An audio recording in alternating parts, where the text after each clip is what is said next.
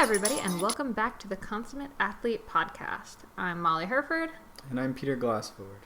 This week, our guest is the author of the new book, Hit Reset, and the founder of JasYoga. She lives in London, England, and used to be a basketball player, which is pretty sweet, but now Erin Taylor is actually a yogi and teaches yoga all around the world with her JasYoga video platform and her new book, Hit Reset, which focuses on yoga for athletes. She's also a new mom, but managed to find an hour out of her day to chat with me, and thankfully her new baby didn't wake up during the call. So I have a special love of yoga. It's sort of one of those things I've jumped in and out of for, I guess, the past decade. But for the past almost year now, I have managed to actually stick to a practice of a few minutes of yoga in the morning. And I was super stoked that Erin thought that that actually made more sense than going to just one random class a week, which is unfortunately what I used to end up doing since we're on the road so much. Peter, how about you? What's your yoga practice? I don't know that I have a tremendous yoga practice, but I've definitely gone to a variety of classes, and I always look at them more as sort of recovery time, meditation time. It's sort of isolating myself in a room, and I always struggle. We talked about it with Ryan Leach. I always wanted to be the best at the yoga, and I like to think that I'm pretty good at moving, and I'm pretty flexible as well. So I always was trying to push the limits there, but that I found was, basically like going out on my bike or something like that. You end up sore or, doing more chaturanga push-ups or something than someone else. So I started just not trying and just really focusing on the breathing and the meditation. And so for me, I think that's more where yoga comes from. But I would say daily I'm doing some sort of mobility. So your lunges or your back bends or anything like that, just to sort of work through whatever injury or soreness or whatever I have from riding or running. So yeah, for sure. And that really fits in with a lot of what Erin and I talk about in this podcast. She actually almost hates using the phrase yoga because she thinks, athletes tend to think of yoga as a thing that, stands apart from their sport. It's the 1 hour a week where they go and they do this stretch thing and, try to win and try to get into these crazy positions that maybe they're not ready for. And we talk a lot about how if you're shoving yourself into a position, kind of shoehorning yourself into it and using maybe the wrong parts of your body. I know I tend to use my low back is pretty flexible, so I'll get into stuff by just contorting that instead of actually, opening my hips or doing the pose, but it kind of looks okay in a class setting, so I can still win the pose. That's not actually helping my flexibility at all. It's probably going to make things worse. For sure, and you're going to see people like that with our thoracic sort of rolled forward in the shoulders and upper back, and then people with tight hips from their sitting and their pedaling and stuff, but then the low back being very hypermobile, so you can sort of get into those lunge postures or back bend postures, but rather than, back bending through more your upper back and shoulders, then you're doing it through the low back, or rather than lunging more by opening up your hips, you can open up, sort of let your belly, your man belly come out. Always a sexy move. Yeah, so for sure that's a risky element in yoga. Yeah, so we talked about bringing yoga into more of our daily routine versus just cramming it into that 1 hour a week. During our call, I kept starting to get into like tree pose and stuff just because she's talking so much about yoga. I was like, oh, shoot, should I be doing yoga right now? So if you hear any weird stuff, it's probably me falling. But yeah, outside of my new daily yoga additions to what I've been doing for work, we actually had a pretty sweet week. Our friends threw us a bachelor and bachelorette party that involved downhill mountain biking for the girls and some cross-country mountain biking for the guys, and then some margaritas and tacos. So it was sort of the best of both worlds, I thought. I had a blast downhill mountain biking. I was very nervous heading out, but we ended up having a really fun time. For anyone out there nervous about the idea of downhilling, honestly, there are so many beginner trails at pretty much every place that are easier than most cross-country trails that I'm on, and you're on a much bigger bike. So I highly recommend it if you're lacking mountain bike confidence. Yeah, it's really probably better than taking even just friends new to cycling. It's probably a better thing because you get a break every 10 minutes basically if Yeah. you ride the lift in Ontario at least. We had a lot of gossip on the gondola, for sure. Yeah. But then there's not the fitness requirement is much less, and like you say, the bikes have so much travel and giant tires that, you know, I would say the skill level might even be less as far as barrier to entry versus a lot of cross-country trail. Yeah, for sure. And how was your cross-country ride? Oh, just two good friends of mine, and we went riding, and yeah, it was good. I had a session with one of the younger girls I coach in the morning, and she keeps getting faster, so I ended up, I think, with 5.5 hours of training, so I was laying on the couch passed out, but it was before we got to any scotch, so that was good. But yeah, it was a good week, though. We got running in and a couple other different things. Excited to talk golf tomorrow, and yeah. Yeah, lots of cool stuff coming up. But for now, let's get into the podcast. So everybody, meet Erin Taylor. She is awesome. I guess the first thing is, could you give us a bit of your basic background and how you got into yoga in the first place? Sure. I played basketball in college, and my freshman year, I had a pretty serious back injury, which, put me on the sidelines for the season. And the team doctor wanted me to just work on core strength and my flexibility, both of which were extremely lacking at the time.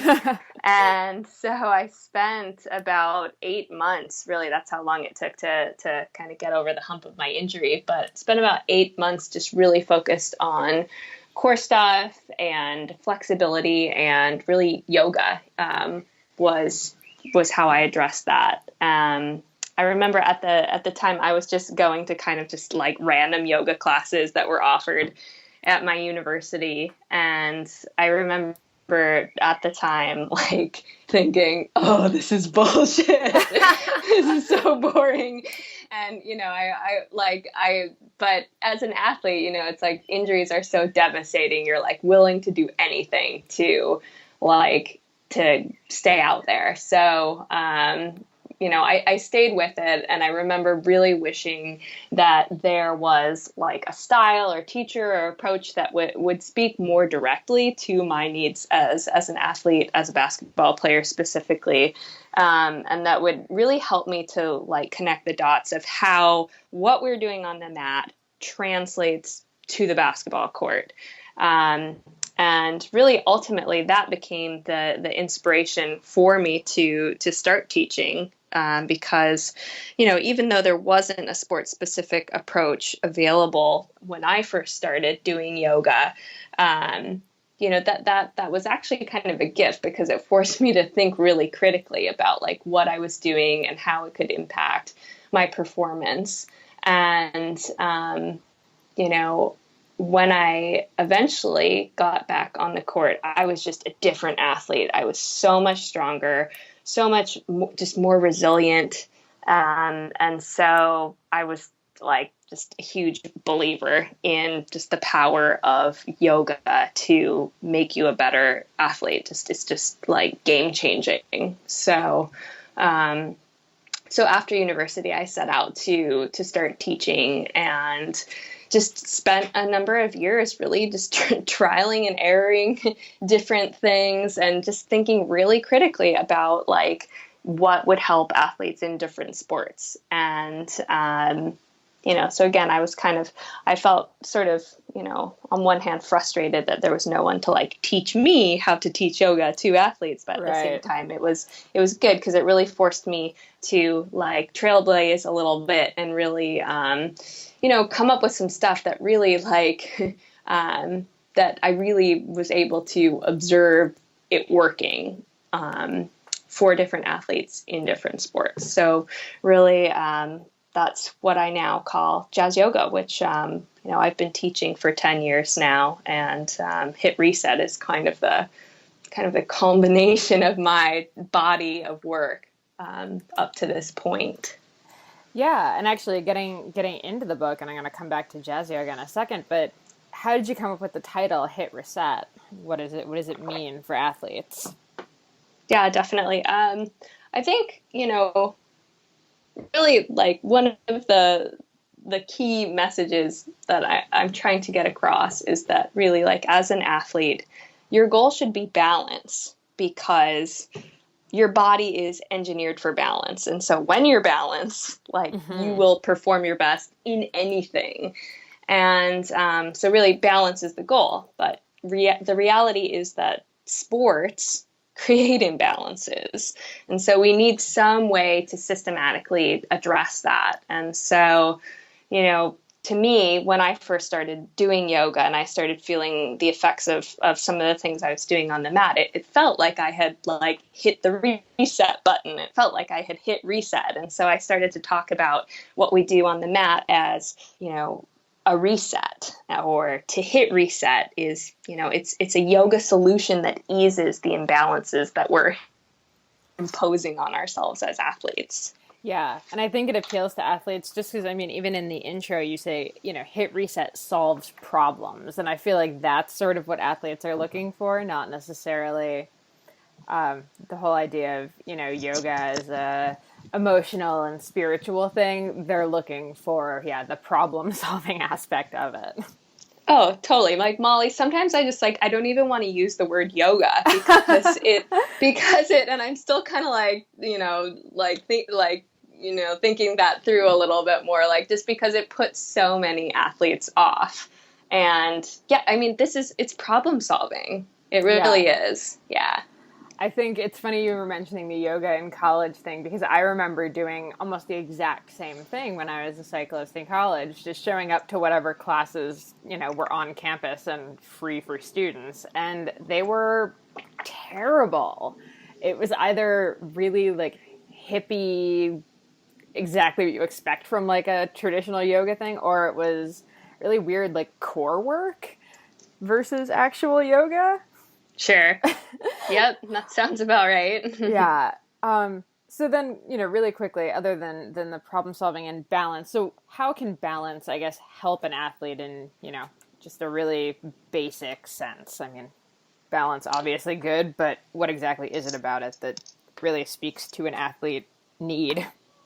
Right. I mean, so it's like your body is engineered. It's designed like the way it is for a reason. Yeah. And our sports are pulling us, you know, outside of, you know, our natural balanced state in all kinds of ways. And if we don't address that, those imbalances lead to compensation, which lead to injury. So, I mean, really, it's about finding ways to consciously bring yourself back toward a more happy medium.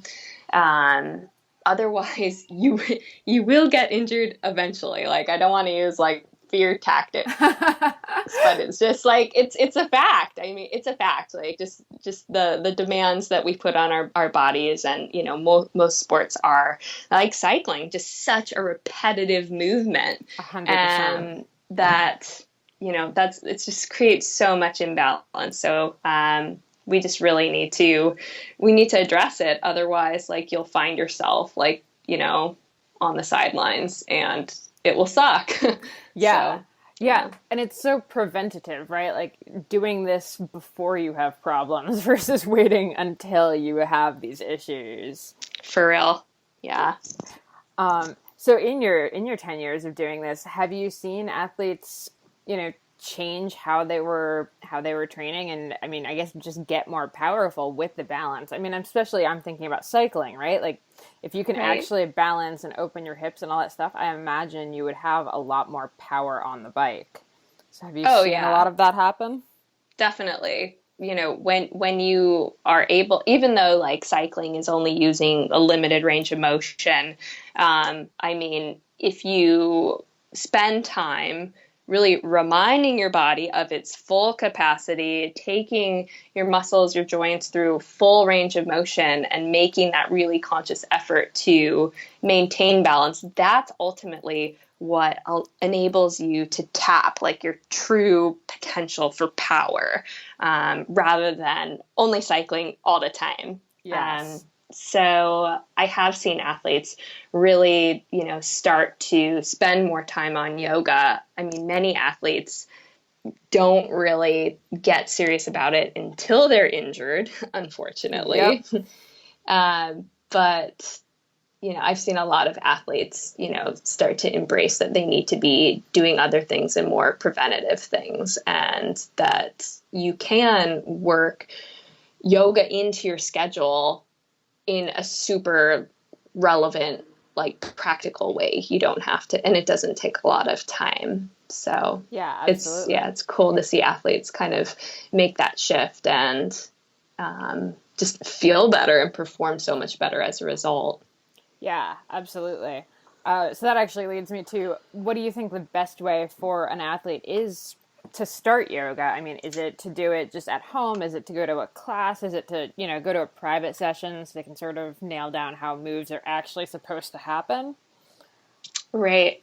Well, I think in the questions you sent me, like what you asked, like um, one thing to do before going to a yoga class, because I think a lot of athletes start by thinking, oh, I've heard yoga can help me, or someone tells them they need to work on flexibility. So, they just go to some class at a local studio. Yep. And, but again, the dots need to be connected. Like, we know yoga can help us, but it has to be practical. So in other words, it's not just about doing yoga, it's how you do it that matters, especially as an athlete. So if you're going to go to a class, it's super important that you get some info about the class you're going to and make sure it's appropriate for your needs and where you're at as an athlete. Obviously, athletes, we're known for being competitive, and if you bring that attitude into a class that's too advanced, or a class that just is not putting things into context for you, which is highly likely, you'll really risk injuring yourself. And it's like, how pissed off would you be if you injured yourself in a yoga class? Oh, yeah. I've seen this like many times, and it's like, yeah, it's really disappointing when that happens. Yeah, I actually slipped a disc at a Bikram yoga class. Oh, no. And yeah, it was probably one of like the most embarrassing, like pathetic moments of my life when I realized that yoga had injured me. It's like, come on, it's supposed to be my recovery day. Yeah, totally. Yep. I've seen that kind of thing like so many times. And so it's like, okay, so it's like, what is the best way for an athlete to start? It's like, yeah, you just need to remember that it's not just about going to whatever random class happens to be convenient in your schedule. If you're serious about making an impact on your sports performance, I would say practice in a setting that moves slowly enough that you can more clearly identify your imbalances and what's going on in your body, and B, address those specific areas. And it's going to be hard to do that in most general classes, which cater to such a broad range of practitioners. So I just really caution athletes, just to really take their time and get info about classes they're going to. I suggest a great place to start is JasYoga Video, just because the library addresses very specific areas of the body and different purposes, both pre and post workout. And, like I mentioned earlier, I have a collection for cyclists that I'm about to release. So there's really specific things that you can address, which I've had feedback athletes have found that really helpful for getting started. Yeah, that's awesome. And I will definitely include links to that in the show notes for the podcast. Thank you. Yeah, of course.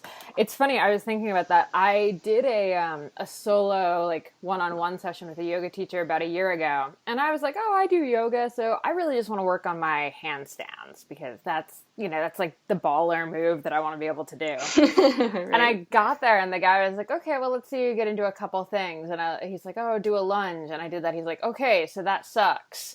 And we ended up spending the whole hour just correcting a lot of the postures that I thought that I had totally nailed. Right. But once he was kind of explaining, oh, no, like, you're actually just, like, compensating with this, I was like, oh, my gosh. And it was so eye-opening, because I'd been to so many generic like you said, just, whatever yoga class was in the neighborhood and easy to get to.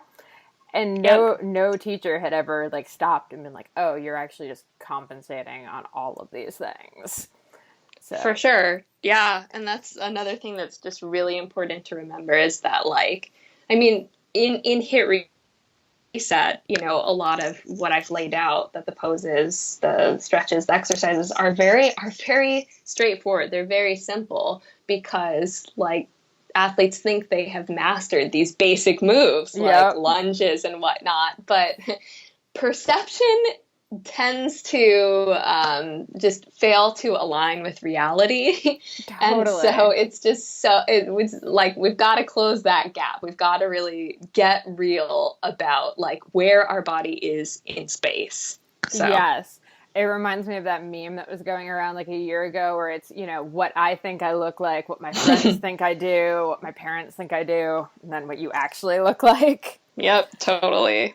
That's 100% me with yoga. I'm like, I can totally touch my toes with my back nice and flat. And then if you actually look at me, it's like the most hunched over, like Quasimodo-esque thing. It's awful.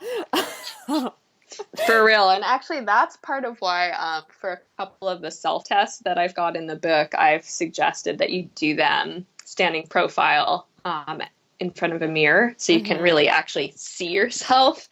And actually in September, I'm going to be releasing the whole all of the self-tests in the book I've filmed. So I'll be releasing a video collection of self-tests just because I think that piece is really important for people to really like assess and get real about where they're at. So I filmed some videos about that just to really try to help drive that home for people. Oh, that's awesome. And I think, that seems to me to be like kind of the most important thing and the thing that always gets skipped in every yoga thing that I've seen and read. And I love that. So are there a couple of moves that you do every day? What's your daily yoga practice look like? Well, my daily yoga practice has changed drastically because I have an 8-month-old baby. That's right. Yeah. So, I mean, to be totally honest, I have not practiced for more than 15 minutes at a time since she was born. But I'm very proud to say I still do yoga every day. And I've really kind of, shifted my focus away from like doing these longer practices to really honing in on, okay, like how does my body feel today and what can I do in 5 minutes to sort that out? Which I think is something that all athletes should be thinking about, because one of the first things I hear when I ask people if they do yoga, I don't have time. People think they don't have time. Yes. And really like doing 5 minutes a day is way more impactful than going to one random class a week. So for me personally, my practices are super short because I've got a wee one and very little childcare. My favorite, I'd say that the two things that I do every day are some side bends, some standing side bends usually, just because both as a mom and as an athlete, just everything I do, everything most of us do is so forward oriented that the sides of our bodies just are so tight and weak. So side bending always feels awesome. And the most important thing that I do for myself every day, and what I recommend all athletes do every day, is legs up the wall. Put your legs up the wall for 5 minutes a day. Yeah. Ideally, like post-workout, or even just, the day sometimes obviously goes by super quick. Like put your legs up the wall for 5 minutes right before you go to bed, and you will sleep better. And your body will recover better from the events of the day. So those are kind of my two go-tos at the moment, but I really try to hone in on really how things feel every day and just make an effort to get 5 minutes into whatever's going on. Yep. I love that. I'm big on the 5 minutes in the morning thing. I've got like my quick little flow setup that I do every morning. And I swear, compared to the fact that I've been doing yoga classes on and off for like 10 years, I can squat and I'm much better balanced than I've ever been because I've been doing that every day for 7 months instead of, yeah, like you said, the once a week showing up at a random class. Awesome. And it's made Yep. such a difference. So I'm thinking about that checking in with your body. Are there any good sort of moves for athletes just to do that kind of daily check-in? Like I know for me, it's how close to my toes can I get very casually, and if I can't get down all the way, I'm like, okay, I'm a little tight today. Right. Well, and some of those things like also just depend on like how close you can get to your toes, like other factors like, oh, how warmed up you are, like what time of day it is, those kinds of things all like it will impact like your range of motion. But I mean, I think for most athletes, like it's pretty obvious, like as you kind of get your day going, like, oh, my hamstrings feel really stiff, or just my booty feels locked, or my Yeah. shoulders are really stiff. It should be pretty obvious if you just stop for a minute and, for example, use one of the breathing techniques in the book just to really like help yourself slow down and tune in and start to notice how you feel.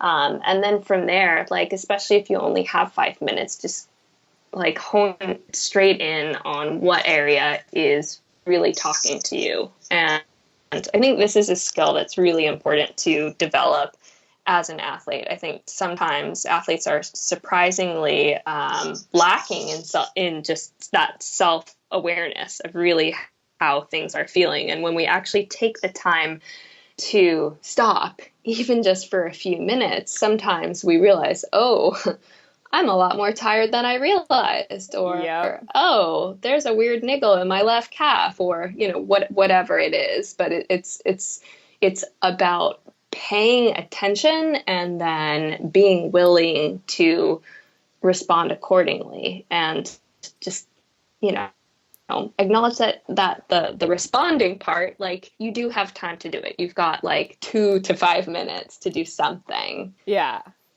Yeah, if someone with an 8-month-old baby can handle it, those of us that don't have that should be able to squeak out a couple minutes.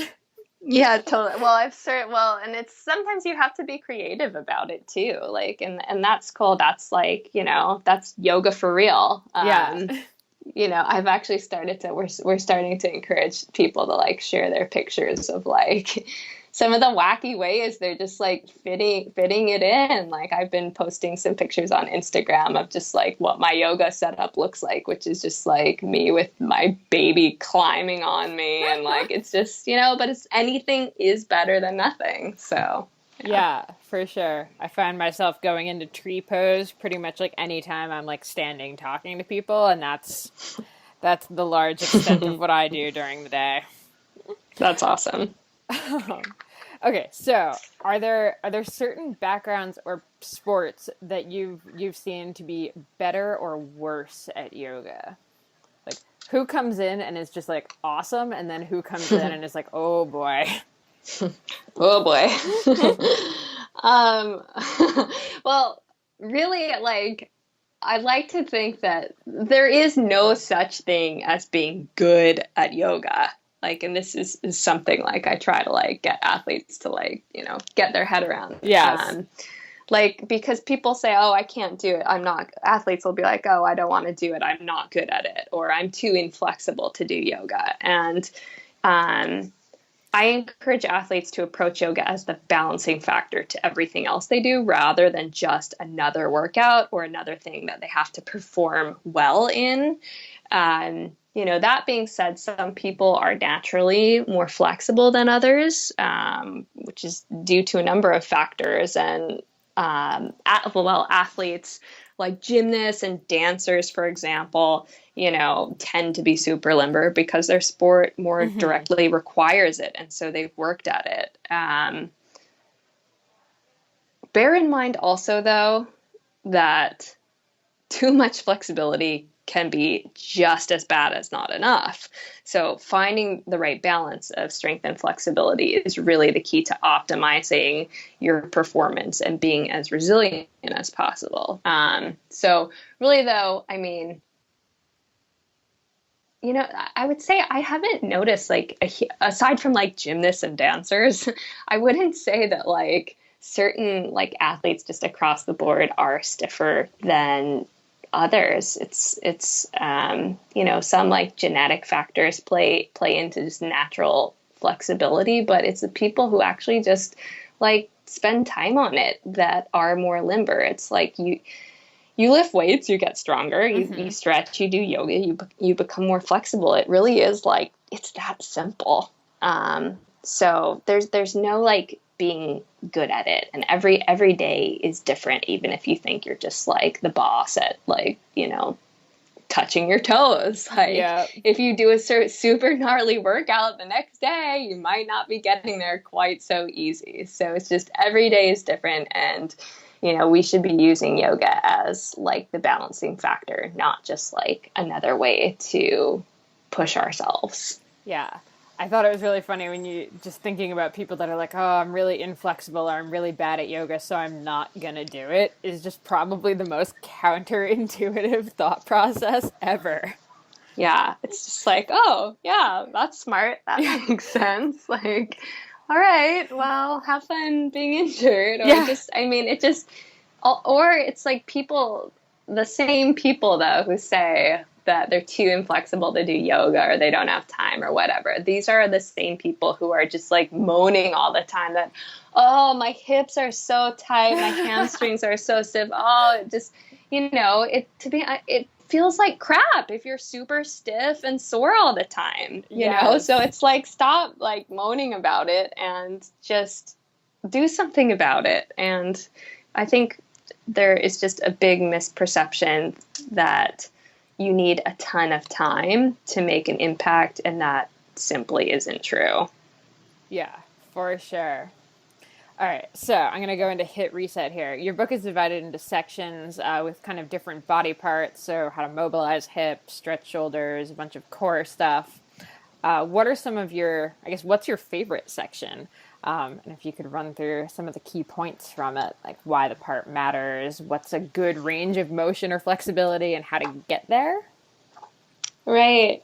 I mean, I wouldn't say that I necessarily have like a favorite section of the book. I mean, to be honest, I just keep coming back to, like, for myself and also for my teaching and thinking about really what I want to say, is the rediscover balance section, you know, really, really continuing to bring myself and bring athletes back to what balance means and why it matters. And even in that section, just the short routine at the wall is just such a great check-in. I try to do this at least once a week, because it gives you so much information about, like, especially like what's going on in your hips and your hamstrings, and your spine, the ways that you're compensating. And it's a really fantastic, like, restorative,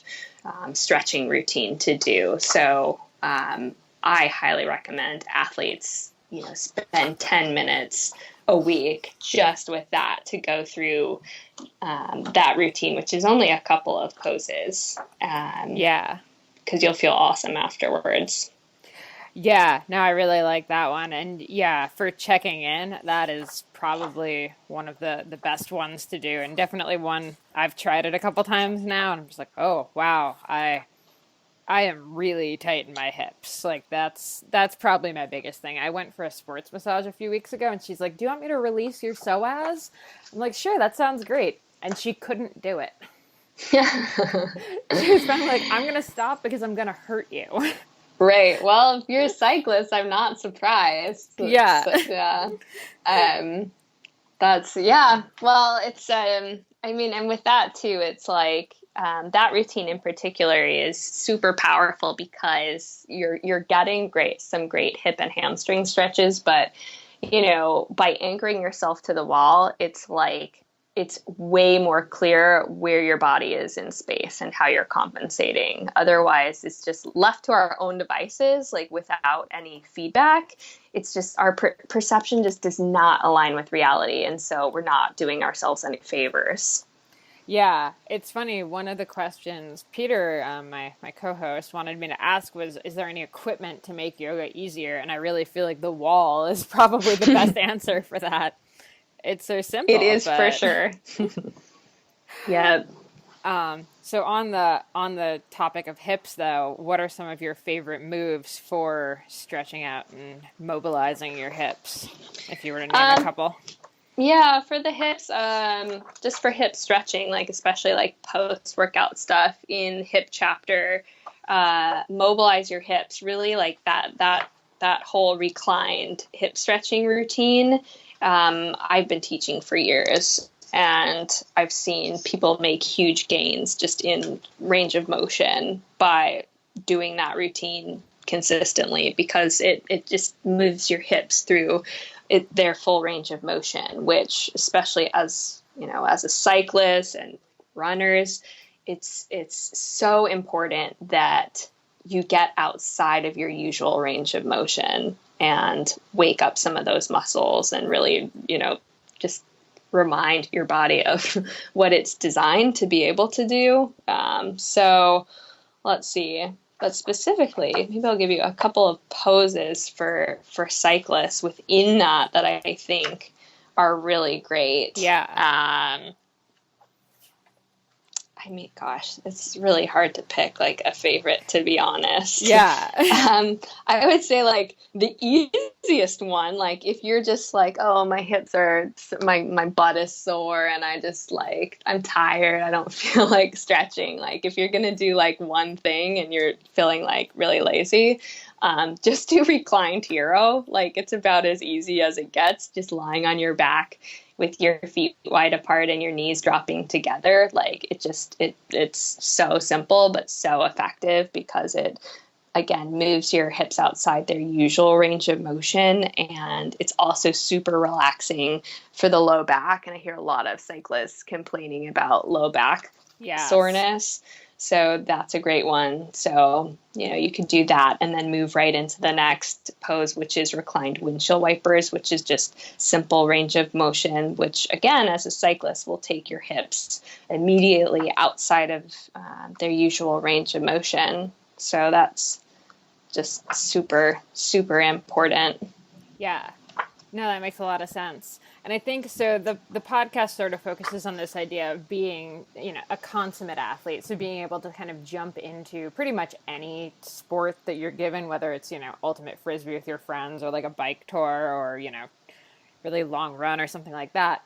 And I feel like, what the book does is it really shows, if you have kind of all of these things, if your butt is awake, if your shoulders are mobilized, if you know how to engage your core, like those are all the movements that it takes to be able to jump into any sport safely too. Exactly. And it's a lot of this is just like so simple, so effective, but it's like, but to be ultimately a super balanced, resilient athlete, like you need all of these things. Like, so you really need to pay attention to like how whatever sport you are doing is creating an imbalance, and use some of these really simple tools to address that before it becomes a problem. Yeah, absolutely. And I keep coming back to the core chapter, to be honest. So I love your first problem where it's sleepy center limits your power. So could you just talk about why the core is so important for, any sport really, right? Yeah, definitely. And I will say, like, over the years, one of the things that just consistently, like, shocks me the most, these, like, amazing athletes who have, like, super buff bods and six packs and all this stuff, but they can't, like, do the most basic core exercise without, like, having a personal earthquake. Yeah. And it's because...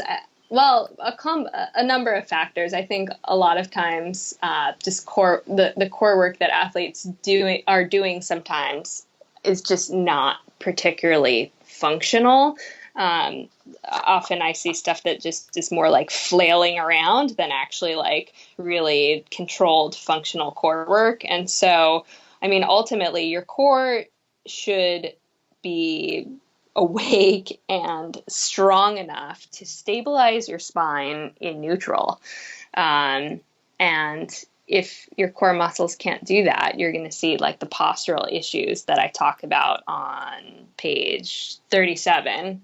Just, there's a self-test to help people figure out like where their core weakness might be. Mm-hmm. But really, like more than anything, what I think is important is to, when it comes to core work, is to pick movements, core movements that force you to like strengthen, to stabilize your spine. So you're strengthening your core muscles to stabilize your spine in neutral while doing your sports movement. For example, I call it back running, but really it's like the same as cycling. It's, really stabilizing your core while you're moving your legs in this sort of bicycle type movement. And people really struggle with that, which I think should be giving them a lot of information about like, just how limited their core power is when they're actually on their bike or on their run. Yeah, absolutely. And then, so you also mentioned the self-test with where's your core weakness. I think posture is one of those things that really trips up cyclists. Yeah, so for sure. The one question I always ask people, and I have yet to hear a really good answer, and maybe you can help here. What is good posture? Like, what does good posture feel like? For cyclists, you mean when you're on your bike, or just generally? Just generally. What does it feel like? Yeah, I feel like I am utterly incapable of standing up straight without looking like I'm doing like a fake military posture. Yep, totally. Well, for most of us, like standing up straight, it feels hard. Like, I'll tell you what, the hardest yoga pose there is it's the yes that's on this self-test page. Simply like standing in a neutral anatomical position is like the hardest thing to do, because we don't do it. We sit all the time. Yep. And then we hunch over our handlebars, we hunch forward when we run. Everything is like out in front of us. And so it's really tough to stand up straight and get things back into like their home, get things back where they're supposed to be.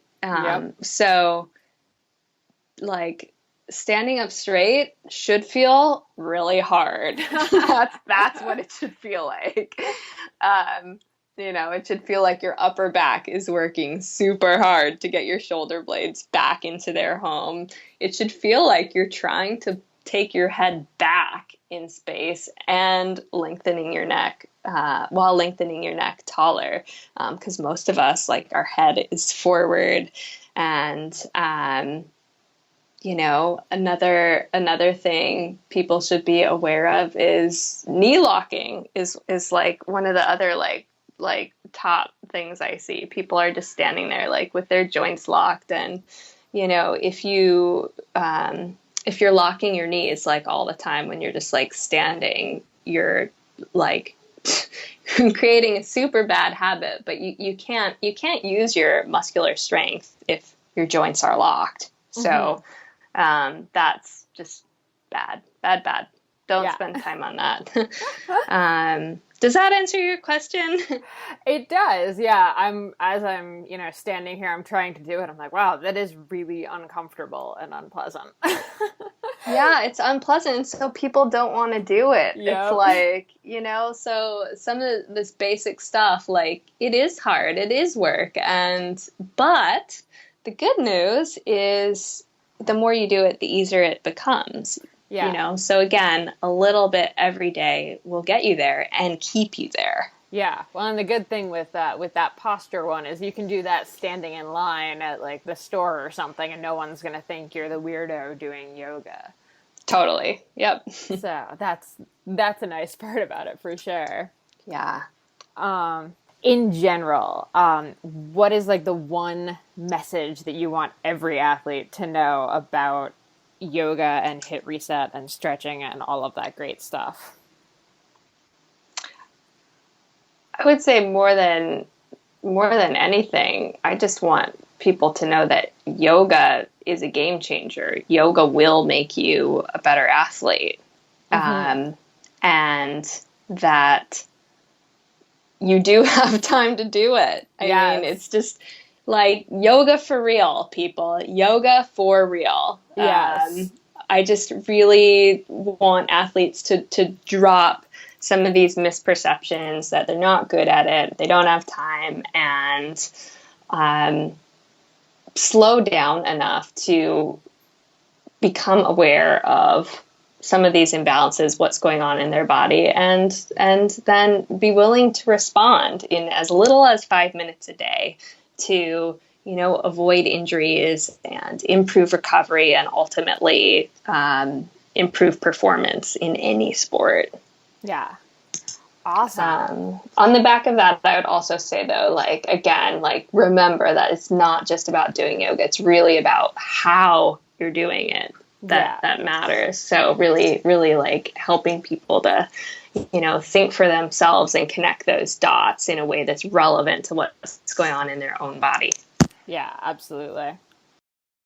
As always, thanks so much for tuning into the Consummate Athlete podcast. We hope you enjoyed this episode with Erin Taylor. And to find out more about her and check out some of her awesome videos, you can go visit her at JasYoga.com. That's JasYoga.com. And of course, we'll have all of the links to her different things, including her awesome Hit Reset book, over at ConsummateAthlete.com in the show notes. And of course, if you have any suggestions for podcast guests, or you want to hear more from Erin or ask her questions, or ask us questions about our yoga practices, you can feel free to tweet at us at Molly J. Herford and at Peter Glassford. Thanks so much for tuning in, and we will see you next time. Have a great week.